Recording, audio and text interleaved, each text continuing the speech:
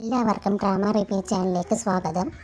നമ്മൾ ഒരുപാട് സ്നേഹിക്കുന്ന ആളെ തന്നെ നമ്മൾ ചതിക്കുമ്പോൾ നമുക്ക് ആ ഒരു ഷോക്ക് പെട്ടെന്നൊന്നും അക്സെപ്റ്റ് ചെയ്യാൻ പറ്റില്ല. അത് നമ്മൾ അക്സെപ്റ്റ് ചെയ്യാനും ആ റിയാലിറ്റിയെ മനസ്സിലാക്കാനും ഒരുപാട് ടൈം എടുക്കും. ഇവനും ആ റിയാലിറ്റി അക്സെപ്റ്റ് ചെയ്യാൻ പറ്റാതെ ഒരുപാട് കഷ്ടപ്പെടുന്നുണ്ടായിരുന്നു. ഇവൻ്റെ ബോയ് ഫ്രണ്ട് ഇവൻ വേറൊരാളുടെ കൂടെ കാണും. ആ ഷോക്ക് അവന് മനസ്സിൽ നിന്നും മായാതെ നിൽക്കുകയും അത് കാരണം അവൻ്റെ ശരീരത്തിൻ്റെ അവസ്ഥ ഒരുപാട് മോശമായിക്കൊണ്ടിരിക്കുകയായിരുന്നു. അവന് നോസിൽ നിന്ന് ബ്ലീഡിംഗ് ഒക്കെ ഉണ്ടാകുന്നുണ്ട്. അതുപോലെ തന്നെ ഫീവർ ഹൈ ആവുകയും തലയിറങ്ങി വീഴുകയും ഒക്കെ ചെയ്യുന്നുണ്ട്. അതൊക്കെ ഈ ഷോക്ക് കാരണം അവൻ ആ സ്ട്രെസ്സ് ഹാൻഡിൽ ചെയ്യാൻ പറ്റാതെ ഉണ്ടാകുന്ന ബുദ്ധിമുട്ടുകളായിരുന്നു.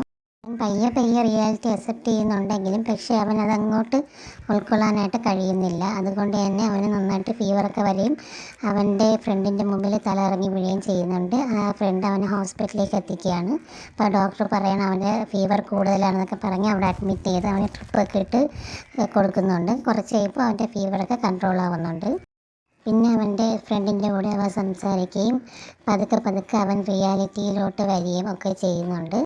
ഒരാളെ സ്നേഹിക്കുമ്പോൾ എപ്പോഴും അയാളെ നമ്മൾ ചതിക്കാതിരിക്കാൻ വേണ്ടി ശ്രമിക്കണം.